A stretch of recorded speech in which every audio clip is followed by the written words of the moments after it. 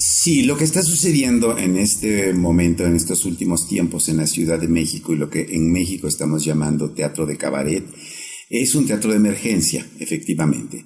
Es un teatro que tiene sus orígenes más antiguos en el Teatro de Revista Mexicana, que fue un teatro de variedades, un teatro popular que nació a finales del siglo XIX y floreció durante las 3 primeras décadas del siglo XX. Si aquí mismo en México tú a la gente en general le dices es un cabaret, ellos piensan en el cabaret como de los 40s o 50s, como con ficheras, con casi prostitutas. O sea, es como mucha gente tiene como todavía ese concepto de la palabra, como que es un lugar a donde vas a tomar la copa y a beber y a ver a chicas con poca ropa. Aquí también, si decimos cabaret, la gente imagina zapatillas, burlesque, desnudo, noche, que también es, pero no solo es eso.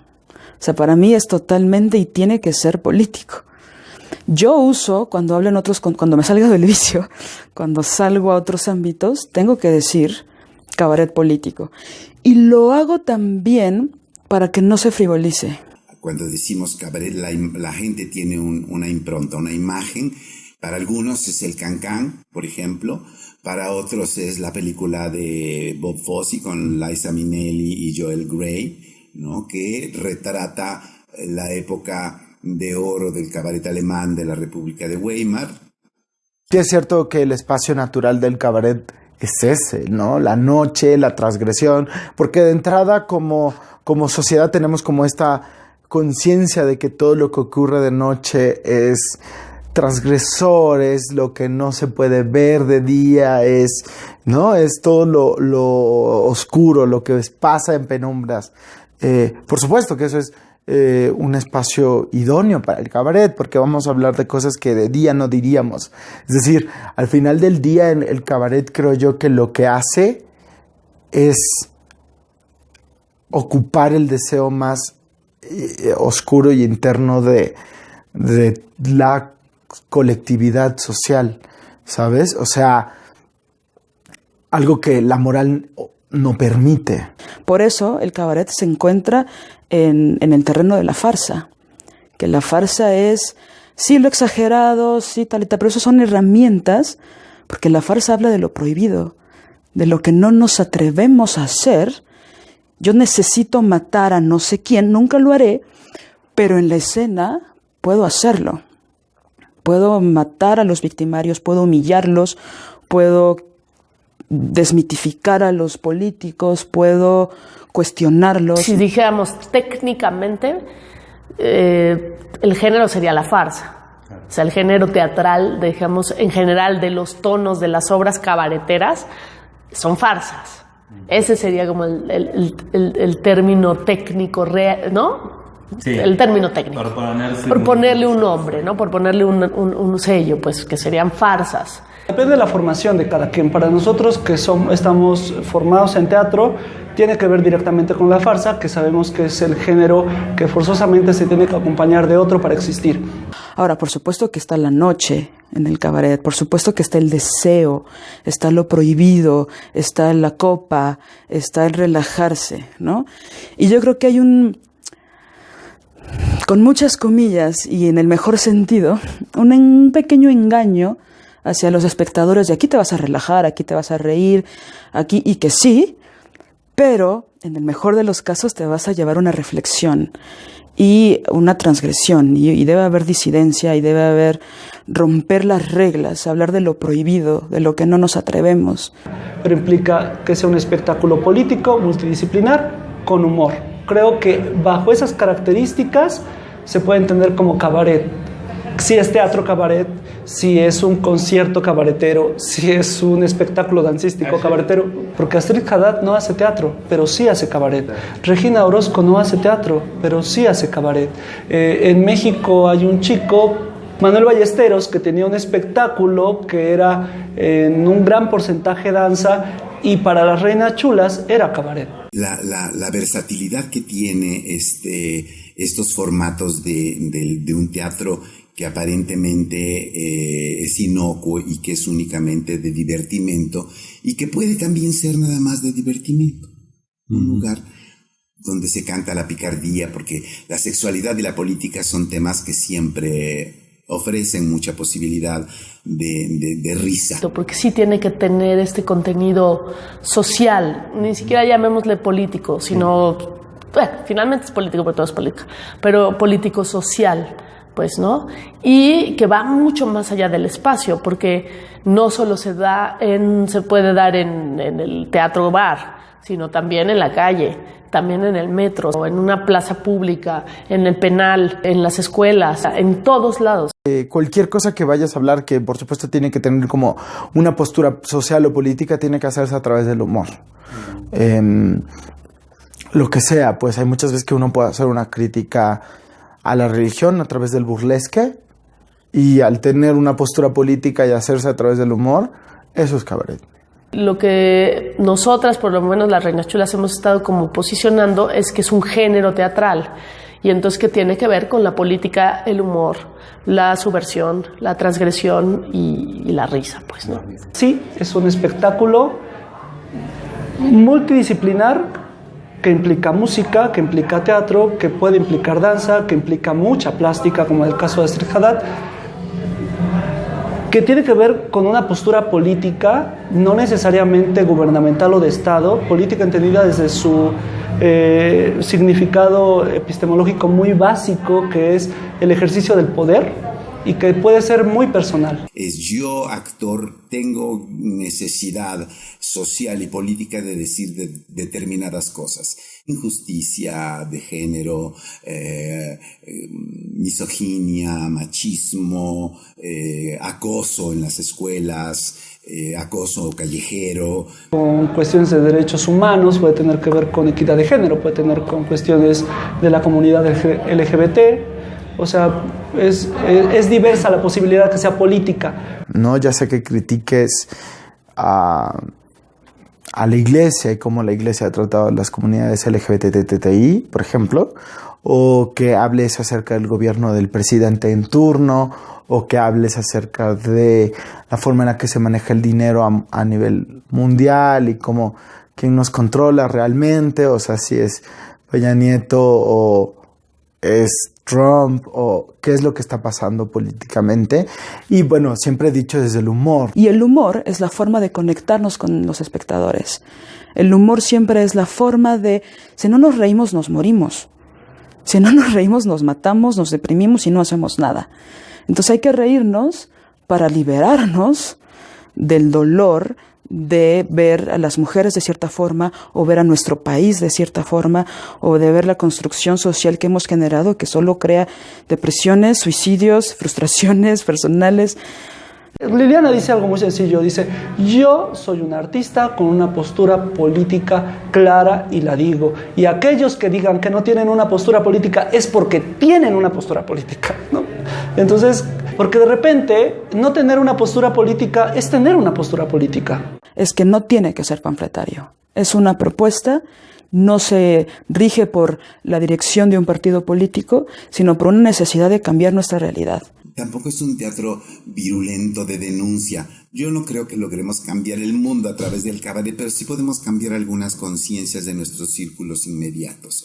Creo que la gente que sirve en cuanto a que discutamos estos temas. Crítica, una postura crítica. O sea, eso es lo que tendría desde mi punto de vista que tener un actor o actriz cabaretero.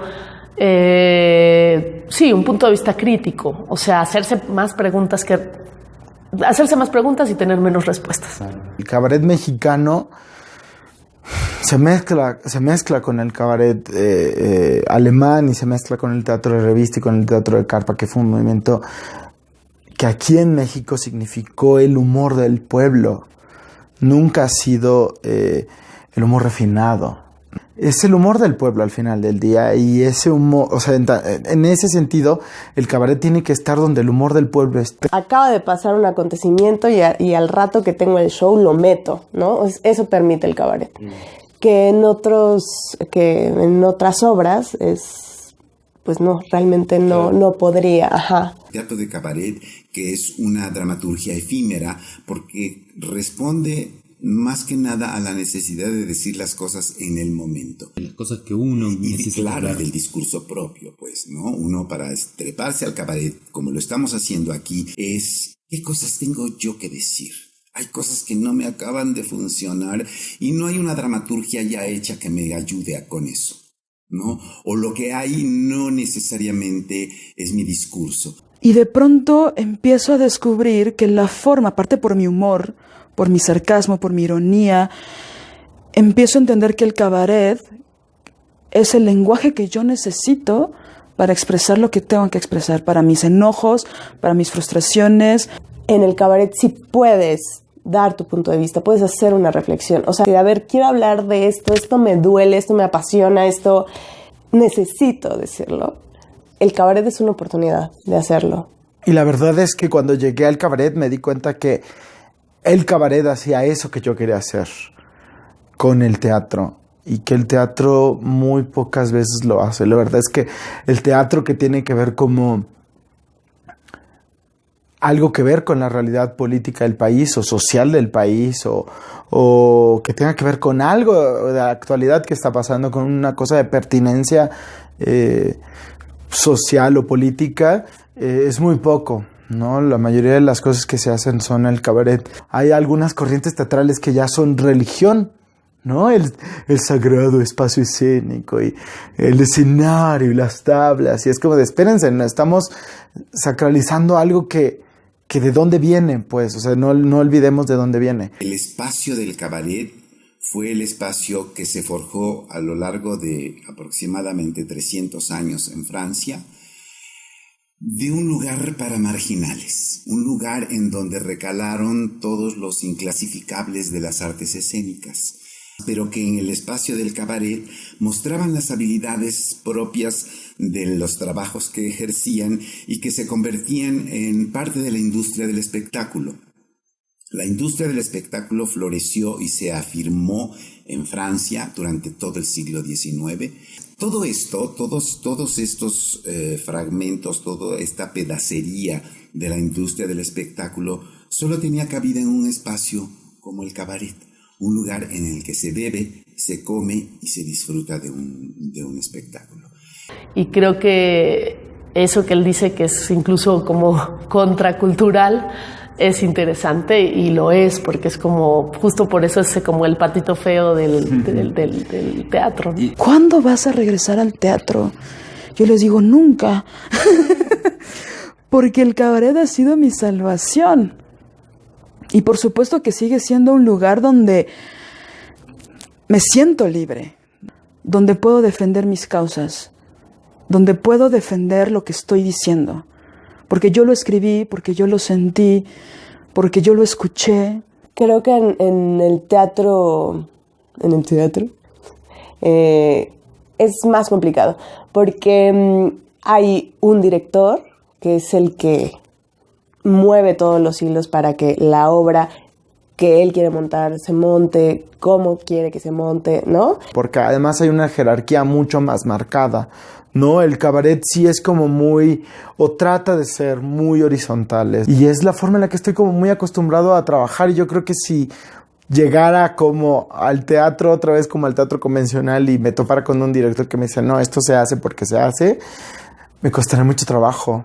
Cuando escribes y actúas, para mí defiendes un discurso. Lo estás defendiendo en el escenario. Porque no es algo que pasó en Prusia en 1800, sino es algo que me pasó a mí, que yo viví, porque yo lo viví, porque a mí me duele, te lo estoy diciendo.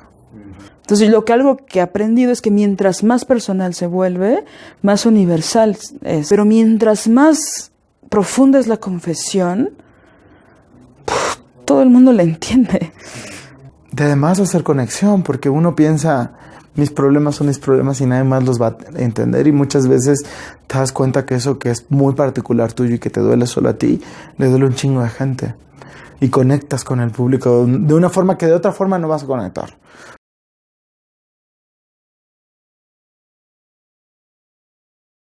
Sexo, alcohol y drogas.